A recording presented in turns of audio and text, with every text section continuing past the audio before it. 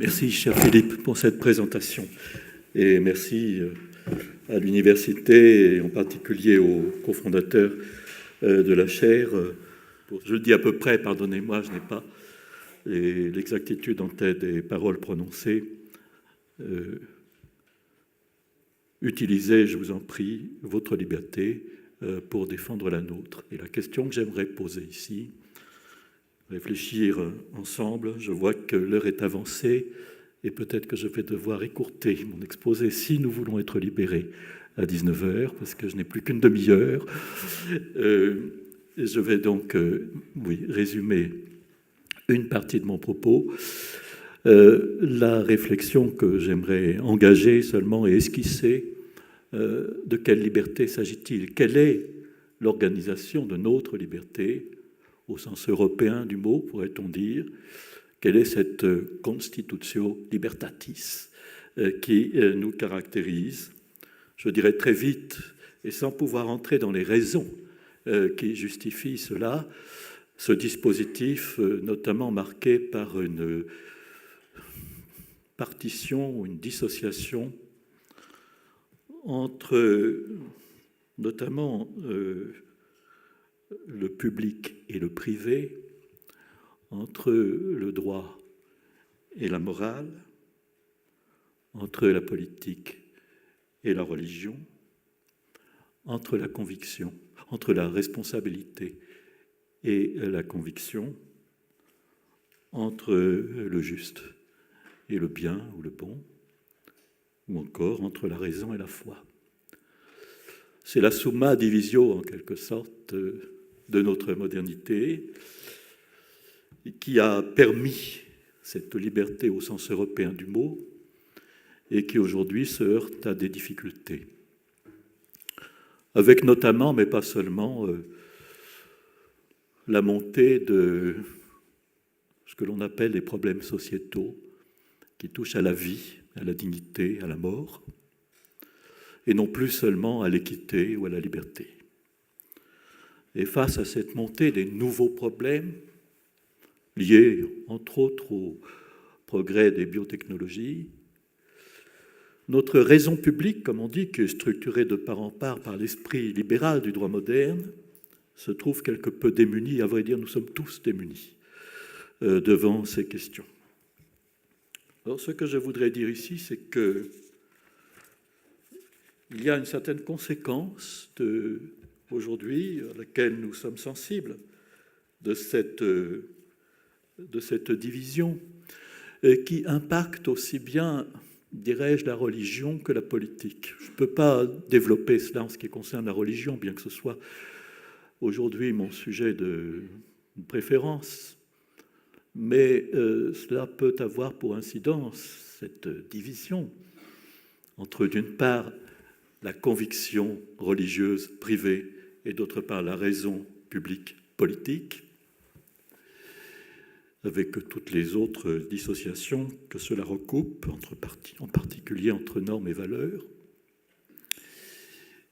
Il y a un risque de sectarisation du côté de la religion qui est lié à la privatisation de la religion. On pourrait même parler d'une excommunication politique du religieux, avec tantôt un risque de scepticisme, de relativisme, parce que quand la conviction n'est plus éprouvée au feu de la confrontation publique, eh bien, elle tend à se déliter, tout simplement, elle perd de sa vitalité. Et cela peut aussi engendrer des réactions contraires, c'est-à-dire une rigidification de type fondamentaliste ou intégriste, voire aller jusqu'au fanatisme. Et du côté de la politique, eh bien, autant que je puisse voir, on assiste à un phénomène ambivalent, parce qu'il y a d'une part un délestage du politique, un délestage des questions lourdes qui touchent notamment, dirais-je, au sens de la vie, de la mort, à la dignité humaine, au bien, au mal, etc. On s'en décharge sur la sphère privée de la religion et de la morale. Mais dans d'autres contextes, comme celui de la France, par exemple, qui n'est pas vraiment très libéral, eh bien, il y a une tendance inverse à une surcharge moraliste du politique qui se transforme en police, au sens large du mot, police touchant aux mœurs en particulier, pour prévenir les addictions de toutes sortes, alcool, tabac, etc., et qui va même parfois presque jusqu'au délit d'opinion, au nom d'une dictature parfois insensée du politiquement correct. Et ces deux aspects, dirais-je, de l'impact sur le politique, soit un délestage libéral au nom de cette maxime qu'on pourrait nommer maxime de liberté négative par défaut. Fais ce que tu veux du moment que l'exercice de ta volonté ne porte pas atteinte à la liberté des autres. Ça, c'est l'option libérale.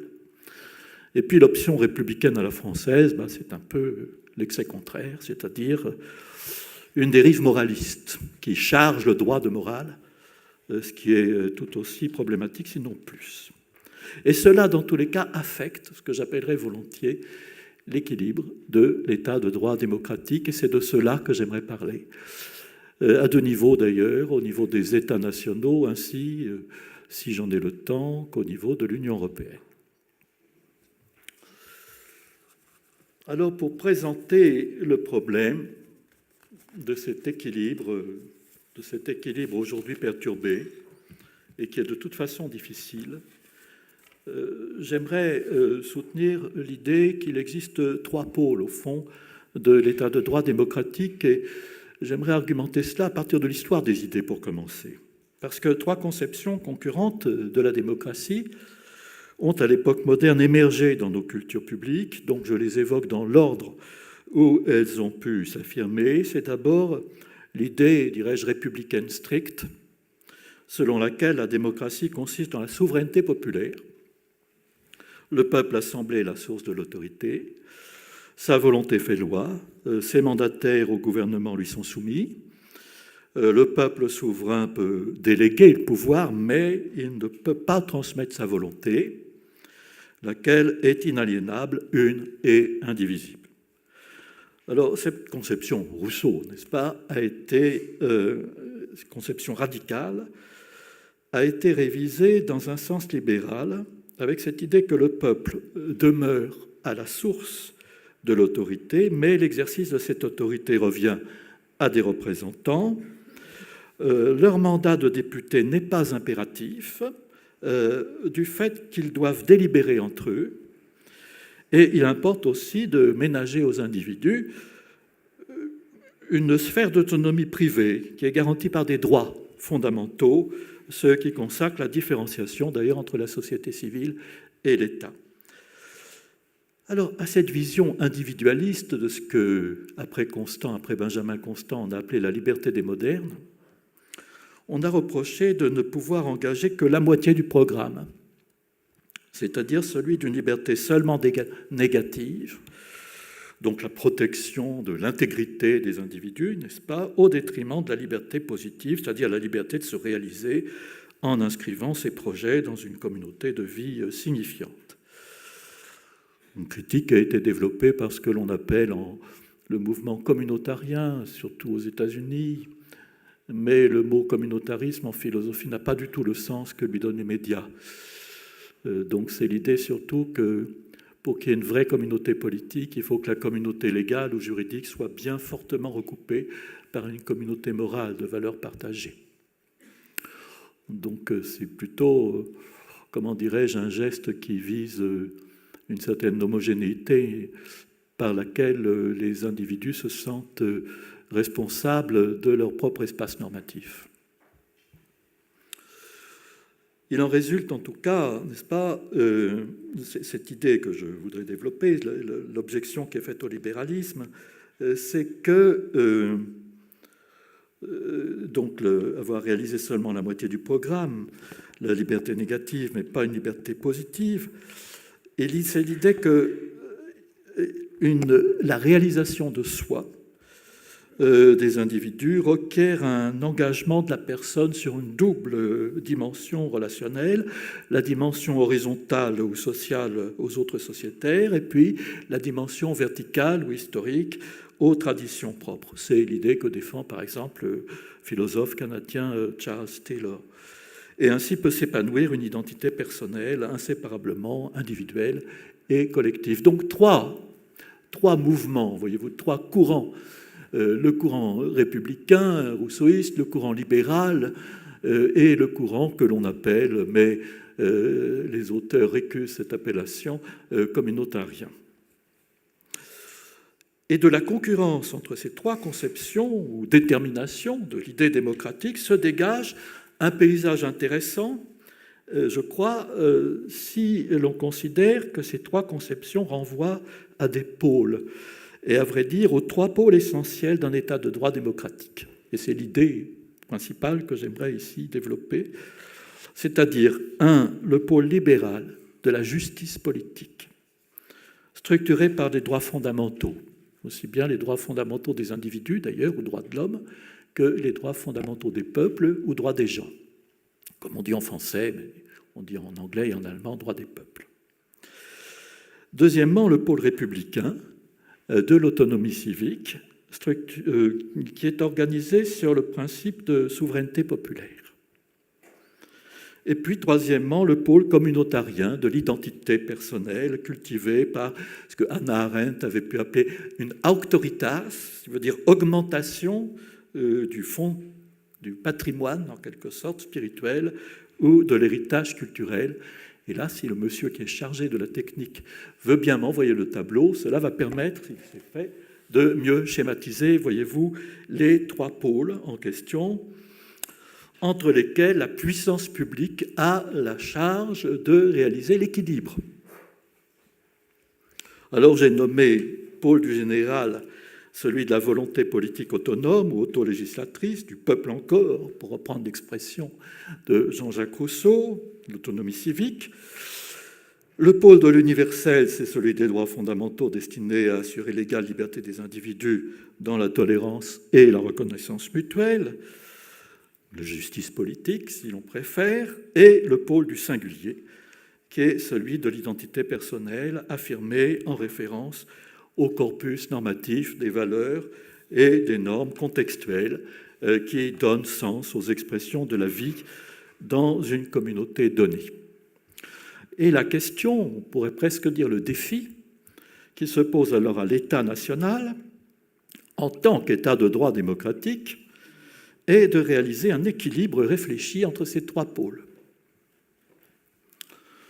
Alors, la puissance publique a entre autres pour charge et pour mission de stabiliser, dirais-je, entre ces trois pôles, un équilibre de légitimité. Pour en illustrer la difficulté, j'aimerais vous donner un exemple, qui est l'exemple d'un pays d'Europe qui n'appartient pas à l'Union européenne, mais qui doit cependant, en tant que membre signataire de la Convention européenne de sauvegarde des droits de l'homme et des libertés fondamentales, rendre des comptes au Conseil de l'Europe en ce qui concerne la satisfaction que sa politique donne ou non aux droits de l'homme et aux libertés fondamentales, c'est-à-dire aux éléments normatifs du pôle que j'ai appelé pôle de l'universel ou de la justice politique. Il s'agit de la Suisse. Son gouvernement fédéral, et d'ailleurs la présidente de l'époque avait fait la gentillesse de m'appeler pour réfléchir sur le problème à Berne. Son gouvernement fédéral a dû, il y a quelques années de cela, s'affronter au délicat problème de l'équilibre de légitimité, donc entre le pôle de l'universel, justice politique, le pôle du général, l'autonomie civique, c'est-à-dire cette exigence des citoyens d'être de près ou de loin, mais plutôt de près, les auteurs des normes dont ils sont les destinataires, et le pôle du singulier, c'est-à-dire l'identité personnelle, qui peut être collective, par exemple l'identité nationale. Les citoyens suisses avaient été invités à voter sur la construction de minarets dans les villes de la Confédération helvétique, et ils en ont à la majorité refusé l'autorisation. le gouvernement fédéral en a été embarrassé parce que le Conseil de l'Europe, lui semblait-il, risquait de contester, voire de sanctionner cette décision, pourtant adoptée légalement par le peuple suisse. Et pour cette décision parlait, dirais-je, la légitimité de l'autonomie civique et de la souveraineté populaire. Et contre elle, par hypothèse, la légitimité de la justice politique et des droits fondamentaux. Je remarque toutefois une petite incidente ici, mais évidemment ça abîme un petit peu mon cas d'école, mais que donc le cas d'espèce n'est pas aussi problématique parce que, autant que je puisse voir, la liberté d'édifier des minarets n'est pas une liberté de premier rang, il s'agit en effet d'une liberté positive. Or, pour le libéralisme politique, la liberté de premier rang est toujours négative. De même que les devoirs, qui sont inconditionnels et absolus, ne peuvent être que formulés négativement, parce qu'il n'y a que cela qu'on peut véritablement honorer en toutes circonstances. On peut toujours s'abstenir de faire quelque chose. Bon, je ferme cette parenthèse. La question était que faire ? La question était celle qu'elle s'est posée aux politiques à l'époque, et que faire ? Donc les libéraux auraient tendance à considérer qu'est première dans l'ordre lexical, comme disait John Rawls, ou lexicographique, l'ordre des préférences axiologiques, si l'on préfère, la normativité de la justice politique et des droits fondamentaux, et en cela ils peuvent se heurter aux républicains, pour qui c'est l'autonomie civique et la volonté politique du peuple souverain qui priment. Et dans ce combat, il est probable que les communautariens se partagent entre le camp libéral, lorsque leur sensibilité les porte vers une défense multiculturaliste d'identité minoritaire, et le camp républicain, si prévaut à leurs yeux le principe d'homogénéité globale de la communauté politique, là où trouverait satisfaction l'exigence des nationaux de se sentir chez eux, chez soi, en familiarité avec les repères de sens d'une communauté morale, de valeurs, de traditions et de représentations partagées entre les sociétaires. C'est une exigence, n'est-ce pas, que l'on peut dire en quelque sorte de se sentir appartenir à une communauté politique. Alors, je dirais que de façon autrement dramatique vient se poser aux peuples et aux États de l'espace européen aujourd'hui la question de l'accueil de migrants venus notamment de Syrie, d'Irak et d'Érythrée. L'Europe a été confrontée ces derniers mois à une crise migratoire sans précédent, 625 000 demandes d'asile en 2014, selon le Haut Commissariat aux réfugiés des Nations Unies. 2000 morts en Méditerranée cette année, selon l'Organisation internationale pour les migrations, sur les 200 000 migrants ayant traversé la Méditerranée vers l'Europe. Il serait trop rapide et, à vrai dire, injuste d'aller d'emblée stigmatiser l'égoïsme de l'Europe. D'abord, la principale instance communautaire de l'Union, la Commission, peut se prévaloir de propositions innovantes qu'elle avait soumises aux États membres en mai 2015. Mais ces propositions ont été refusées par beaucoup d'États au nom de leur souveraineté et aussi au nom d'un refus de principe des quotas. On estime que le repli des gouvernements nationaux serait motivé par une crainte des réactions de leurs opinions publiques. Et là encore, nous assistons à un conflit de légitimité entre, d'une part, les principes de justice politique sous-tendus par des valeurs humanistes et universalistes, et d'autre part, les exigences d'une autonomie civique invoquant la souveraineté populaire en attendant les arguments plus communautariens d'une solidarité limitée aux espaces nationaux, au nom de l'identité nationale qui ne doit pas être trop bousculée. J'ai entendu dire de gens très sérieux et très honnêtes, pensaient sincèrement ce qu'ils disaient, ils ne pensaient pas dire des choses incorrectes, que l'on ne peut pas imposer au peuple des chocs de culture trop brutaux, avec des différences de vision du monde et de culture qui sont trop importantes. Donc ça, c'est l'élément communautarien, n'est-ce pas, de la résistance. Alors, je ne peux pas ici entrer plus avant dans le contenu d'une problématique au demeurant qui est très complexe, et qui touche à l'extension et aux limites du droit d'asile. Et il est clair que dans ce dossier, c'est la Commission et, admettons-le, l'Allemagne qui se profilent à la fois dans la continuité de l'esprit européen, de solidarité et de co-responsabilité, ainsi que dans une conformité au premier pôle de... Ah bah, le tableau n'est plus là, tant pis, mais j'espère que vous l'avez encore en tête. Le voilà, le premier pôle de l'état de droit démocratique, c'est-à-dire celui des droits fondamentaux et de la justice politique. Cependant, et j'attire l'attention sur ce point, une absolutisation unilatérale de ce pôle serait politiquement coûteuse et à la limite irresponsable. C'est pourquoi on dira, à l'écart du moralisme, qu'il revient alors à l'état de droit démocratique de réaliser une sorte d'arbitrage, lequel revêt la forme d'un compromis. Il s'agit d'y faire accepter des renoncements, tout en évitant beaucoup de choses, c'est-à-dire à la fois, premièrement, de soumettre le sentiment national communautaire à des perturbations lourdes qui seraient vécues comme une violation, dirais-je, des valeurs auxquelles chacun, par hypothèse, relie la compréhension de soi, là où se stabilise une identité personnelle. Évidemment aussi, éviter de porter une atteinte caractérisée aux droits fondamentaux et aux principes généraux d'équité, de réciprocité, d'égalité devant la loi et de liberté des individus. Et puis également, éviter de court-circuiter la volonté politique du peuple, des peuples, en ne tenant pas compte de leur expression légale ou en négligeant les procédures de leur formation délibérative. Voyez-vous la difficulté de l'art politique dans des démocraties, ce qu'on appelle les démocraties, c'est-à-dire les États de droit démocratique. L'expression « État de droit démocratique » exprime mieux la complexité de cette constitution de la liberté. Or, s'il est vrai que l'État politique et la puissance publique arbitrale qui est requise pour réaliser autant que possible un tel compromis, eh bien ce compromis doit cependant pouvoir être préparé sur la voie d'un consensus délibératif dont la charge revient à un espace public bien structuré, apte à mobiliser pour son compte les ressources, à mes yeux les principales ressources léguées par l'Europe historique moderne à l'Europe politique, c'est-à-dire la civilité, le XVIe siècle, Erasme, la légalité, le principe de la légalité, le XVIIe siècle, la fin du XVIIe, avec Locke par exemple, et la publicité au sens noble d'un usage public de la raison, fin du XVIIIe siècle avec Kant.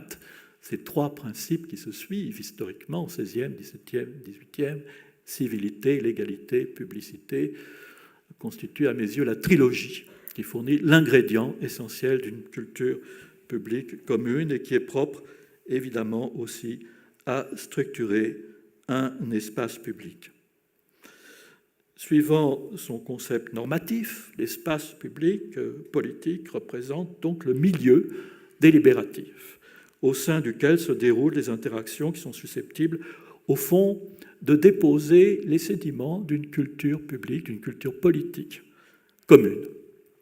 Ça ne se décrète pas, une culture politique commune ne tombe pas du ciel, elle se forme dans une praxis, c'est-à-dire un espace public, pourvu qu'il soit bien structuré. Et là, il y aurait beaucoup à dire sur l'espace public réel. Ici, je ne parle que d'un concept normatif de cet espace public, et non pas un concept descriptif.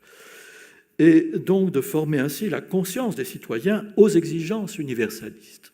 Le rôle de cet espace public est important. Il s'agit de décentrer, en quelque sorte, la volonté politique, pôle du général, l'identité personnelle, pôle du commun, en direction du pôle de l'universel, c'est-à-dire des droits fondamentaux, etc., tout en inscrivant ces droits, en les incarnant dans des institutions. Sinon, ils restent abstraits.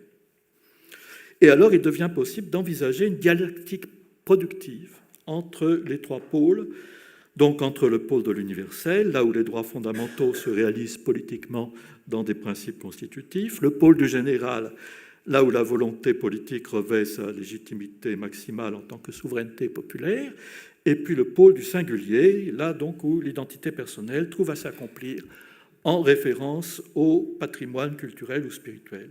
Alors la performance attendue de l'état de droit démocratique consiste à favoriser conjointement, comme je le disais, la formation de la volonté politique et la décentration de l'identité personnelle, tout en incarnant les principes fondamentaux du droit, soit que la volonté politique les inscrive dans ses lois et institutions, soit que le sens commun, pôle du singulier, donc les schématise dans ses traditions culturelles, ou les deux en même temps, pourquoi pas. Alors, en vertu de cette dialectique de formation, décentration, incarnation, que laissent anticiper les interactions entre les trois pôles, les nations peuvent former les éléments d'une culture politique qui prédispose les sociétaires à ce que j'appellerais volontiers une ouverture post-nationale, et c'est là peut-être, si vous voulez bien envoyer ce deuxième tableau qui ressemble comme un frère au premier, mais où je mets en exergue non plus l'État ou la puissance publique, mais l'espace public comme milieu, donc structuré par les trois principes, civilité, légalité, publicité, comme milieu qui assure en quelque sorte, dirais-je, la synthèse de ces trois pôles, une synthèse que l'on espère réussir. C'est la question qui vient à se poser à nous aujourd'hui en tant qu'Européens. On voit comment les synthèses à l'intérieur de chaque État démocratique ou d'État de droit démocratique national peut s'effectuer, mais comment on va parvenir à réaliser un commun européen. C'est le deuxième niveau. Je terminerai là, j'irai assez rapidement là-dessus, je ne peux pas le développer, il me reste plus que 5 minutes. D'abord, voyons quelle est très rapidement la valeur régulatrice de chacun de ces trois pôles. Le pôle de l'universel, donc justice politique et droits fondamentaux, présente des principes idéaux. Le pôle du général, autonomie civique et souveraineté populaire, propose des normes positives. Et le pôle du singulier, donc identité personnelle et communauté morale, repose sur des valeurs patrimoniales. Alors, considérons les potentiels spécifiques de chaque pôle quant à la force régulatrice, la finalité, dirais-je, de leurs interactions réciproques, c'est de parvenir à un commun qui puise aux trois sources, avec des équilibres variables, évidemment, suivant les États. Dans les sociétés de structure libérale au sens large du mot, ce commun s'élabore sur l'arrière-plan d'un partage cardinal entre le public et le privé. Et public, pour ainsi dire par essence, le pôle normatif des droits fondamentaux et de la justice politique, c'est le pôle de référence pour la structuration de la raison publique, de sa sélectivité ou de sa censure spécifique, et il détient en principe la légitimité philosophique la plus forte. Quant au pôle de la volonté politique et de l'autonomie civique, il a pour destination de porter à la puissance publique des positions de conscience privée, une fois réalisée leur intégration dans une volonté générale, au sens de Rousseau, laquelle dispose alors d'une pleine force législatrice, et donc il occupe par hypothèse le premier rang de la légitimité politique. Je distingue ici entre une légitimité philosophique et une légitimité politique. Et enfin, le pôle de l'identité personnelle, qui est structuré par des systèmes de valeurs, des croyances et des conceptions du bien, est assigné à la sphère privée de la conviction morale ou religieuse, tout en offrant une base de motivation pour l'adhésion à des principes publics. Parce que, évidemment, ce n'est pas les intérêts qui vont stabiliser une telle adhésion, parce que les intérêts sont variables. Il faut des convictions. C'est le schéma passablement statique de ce que John Rawls appelle consensus par recoupement.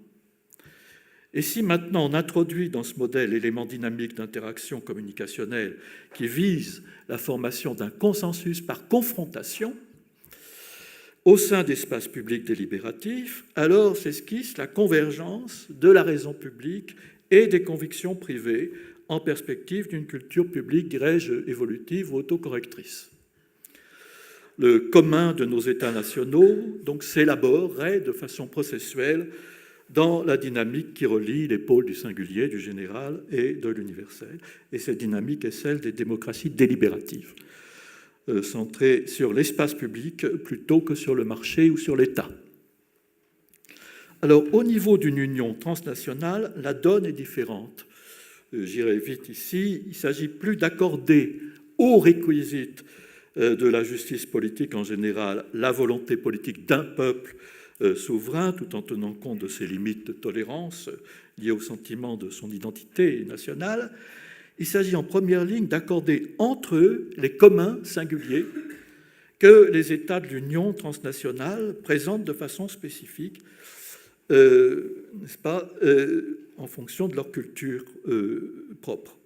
Ces communs singuliers sont déjà des synthèses complexes, du fait qu'ils intègrent les données des trois pôles. Et dans cette mesure, ils peuvent eux-mêmes se présenter comme des versions déjà concrètes de l'universel, plutôt que comme des singuliers simples qui n'auraient pas effectué le trajet de décentration exigé pour un sujet du droit international public. C'est d'ailleurs l'une des raisons pour lesquelles l'union transnationale, qui est de vocation l'Union européenne, n'est pas comparable à une union fédérale comme les États-Unis d'Amérique ou comme la Confédération helvétique. Les États membres de l'Union européenne ne se comparent ni à des États fédérés, ni à des cantons, ni à des Länder.